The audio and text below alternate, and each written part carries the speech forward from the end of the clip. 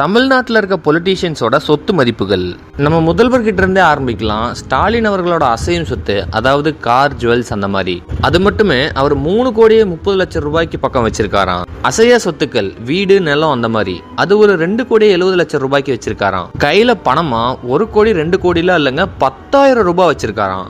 இதை நானா சொல்லல, அவர் தான் ஃபைல் பண்ணியிருக்காரு. அடுத்து நாம் தமிழர் கட்சியோட தலைவரான சீமான் அவர்களோட அசையும் சொத்து 39 லட்சமாம். அசைய சொத்துன்னு ஒண்ணுமே கிடையாதாம். அண்ட் நம்ம சீமான் அண்ணா கூட ஒரு வெர்னா கார் வச்சிருக்காரு. பட் நம்ம முதல்வர் கிட்ட எந்த ஒரு காருமே இல்லையா, பாவம்.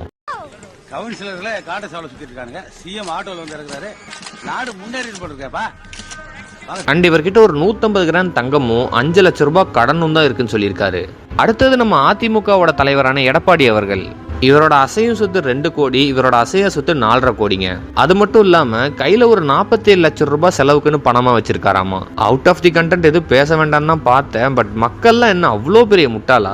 ஏதோ ஒரு லூப் ஹோல வச்சு தப்பிக்கிறாங்கன்னு உங்களுக்கும் தெரியும், எனக்கும் தெரியும். என்ன நடக்குது? நீ தான் நடக்கிற. மற்ற விஷயத்துல அவர் எப்படியோ ஆனா எனக்கு தெரியல. இந்த விஷயத்துல எனக்கு தளபதியை ரொம்ப பிடிச்சிருக்கு. டிவிகேவோட தலைவரான விஜய் அவரோட அசையும் சொத்து 404 கோடி ரூபாய் இருக்குன்னு சொல்லியிருக்காரு. அவரோட அசைய சொத்து 220 கோடி ரூபாய் இருக்குன்னு சொல்லியிருக்காரு. கையில பணமா ஒரு 2 லட்சம் வச்சிருக்காராம். அண்ட் கடனா ஒரு 75 கோடி ரூபாய் கொடுத்திருக்காராம். அண்ட் அவரோட கார் கலெக்ஷனை சொல்லியிருக்காரு. அதை ஒரு வீடியோவாவே கீழே போட்டிருக்கேன், பாத்துக்கோங்க. அண்ட் அவர் இந்த பணத்தெல்லாம் சம்பாரிச்சதுக்கான சோர்ஸ் ஆஃப் இன்கம்க்கு சில டைட்டில்ஸ் கொடுத்திருக்காரு. அதை கமெண்ட்ல பின் பண்ணியிருக்கேன், பாருங்க. இதுல இருக்கவங்களோட உண்மையான சொத்து மதிப்பு தெரிஞ்சா அதை கமெண்ட் பண்ணுங்க, மற்றவங்களும் தெரிஞ்சுக்கிட்டோம்.